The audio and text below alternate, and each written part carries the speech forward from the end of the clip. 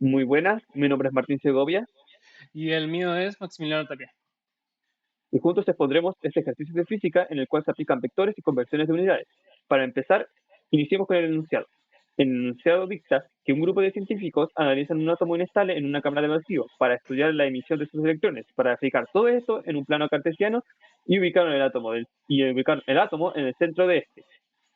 Los vectores del gráfico representan la dirección en la que fueron emitidos los electrones y la magnitud de cada vector indica la velocidad con la que las partículas fueron emitidas. Sobre este esquema, el cual tenemos acá, se identifican cuatro electrones que fueron expulsados del átomo. Se fijan como referencia del plano cartesiano mediante los componentes y como sistema de medida los cuadros de este. Aquí podemos ver los componentes de cada electrón, A, B, C y D. Además, se sabe que la velocidad del electrón A es de 500 kilómetros por segundo. Ahora, nos pide determinar la velocidad de las partículas B, C y D en kilómetros por segundo. Para empezar, primero debemos ver cuánto vale un cuadro para poder hacer una equivalencia después y no manejar números tan grandes. Primero debemos sacar la magnitud del vector A. Esto se hace mediante la siguiente fórmula. Mediante una ecuación, podemos decir que cada cuadro equivale a 100 kilómetros por segundo. Teniendo esto en cuenta, podemos determinar que, que cada cuadro equivale a 100 kilómetros por segundo. Y esta será una fórmula que ocuparemos para los siguientes ejercicios. Ahora, simplemente debemos calcular la magnitud de los vectores B, C y D, el cual nos da respectivamente 12.3, 6.7 y 8.2. Y estos mismos multiplicarlos por 100 kilómetros por segundo para darnos el resultado final, que sería de B de 1230 kilómetros por segundo, de C 170 kilómetros por segundo y de D 820 kilómetros por segundo. Ok, para el segundo enunciado necesitamos verlo. Debido a una perturbación, que la denominaremos vector B, la cámara del vacío de magnitud y dirección del vector B se ve alterada provocando que el vector B tenga una velocidad de 500 kilómetros al este del origen, que denominaremos como vector B2. Calcula la forma analítica de la componente del vector perturbación. O sea, hay que calcular el vector P.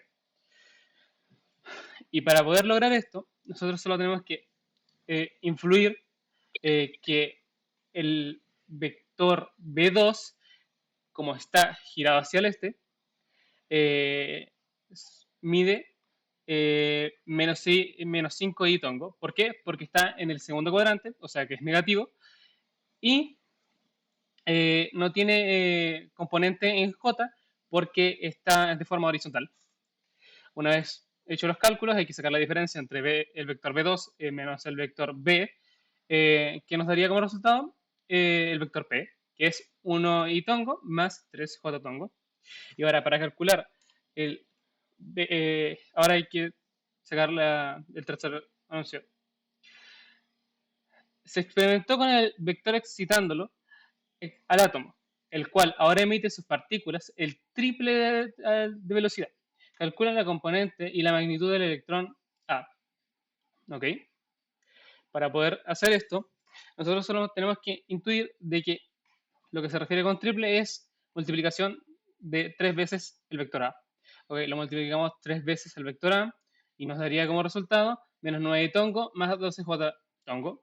Y ahora hay que sacar la magnitud.